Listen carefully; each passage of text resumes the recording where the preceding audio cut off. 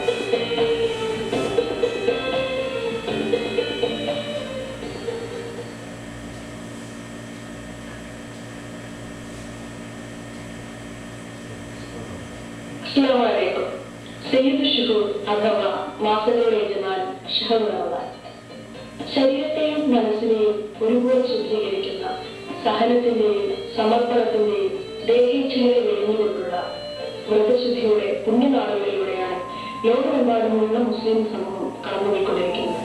മാന്യപ്രേക്ഷകർക്കായി CBS cargo and courier അവതരിപ്പിക്കുന്ന ആസ്വാദനീയവും വിജ്ഞാനപ്രദവുമായ സയ്യിദ് ഷുഹൂർ ഷഹറുർ റമദാൻ എന്ന പരിപാടിയിലേക്ക് ഏവർക്കും ഹൃദ്യമായ സ്വാഗതം.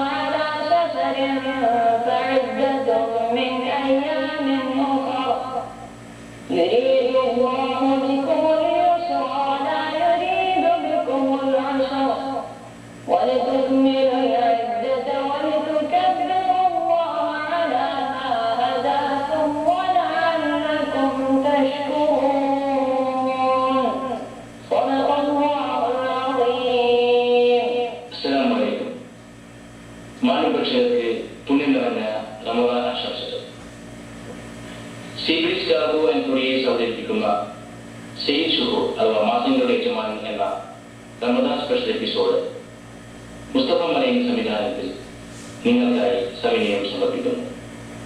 ഒരിക്കൽ കൂടി ഭക്തിപൂർണമായ റമദാൻ ആശംസിച്ചുകൊണ്ട് ഈ പരിപാടിയുടെ ആരംഭിക്കുന്നു. السلام عليكم ورحمة الله وبركاته.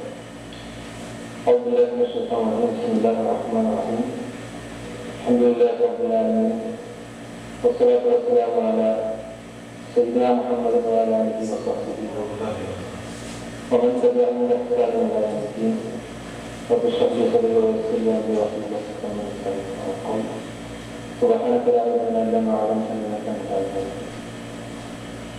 മാന്യഭാഷകൾക്ക് റമദാൻ ആശംസകൾ നേരുന്നു. പരിശുദ്ധമായ റമദാൻ മാസം വീണ്ടും ആഗതമാകുകയാണ്.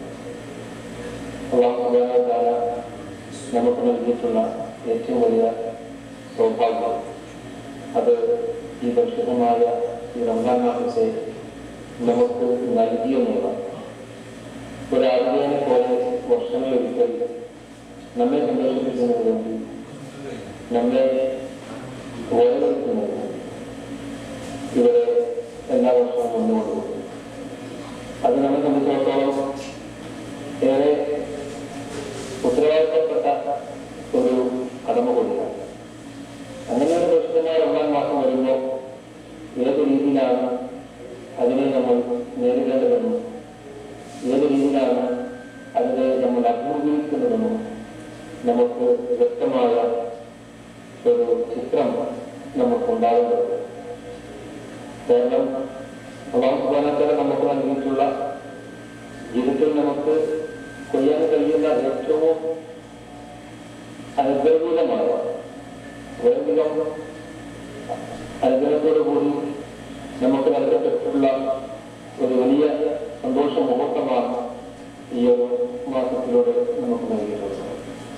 നമുക്ക് ഇതോടോളം ഇത് മുൻകാലങ്ങളിലെ മുൻ സമൂഹങ്ങളിൽ ഇവിടെ നിർബന്ധമാക്കപ്പെട്ട ഒരു ആചാരമാണ് നോമ്പ് എന്ന് പറയുന്നത്.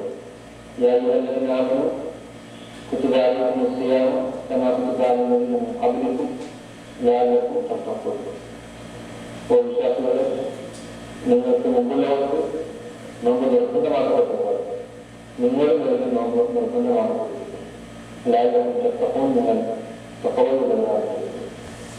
അപ്പോൾ നോമ്പ് സംബന്ധിച്ചിടത്തോളം അതിന്റെ അത്യന്ത ലക്ഷ്യം എന്ന് പറയുന്നത് നമ്മൾ സൂക്ഷ്മത പാലിക്കുന്ന വിഭാഗമാണെന്ന് പറയുക.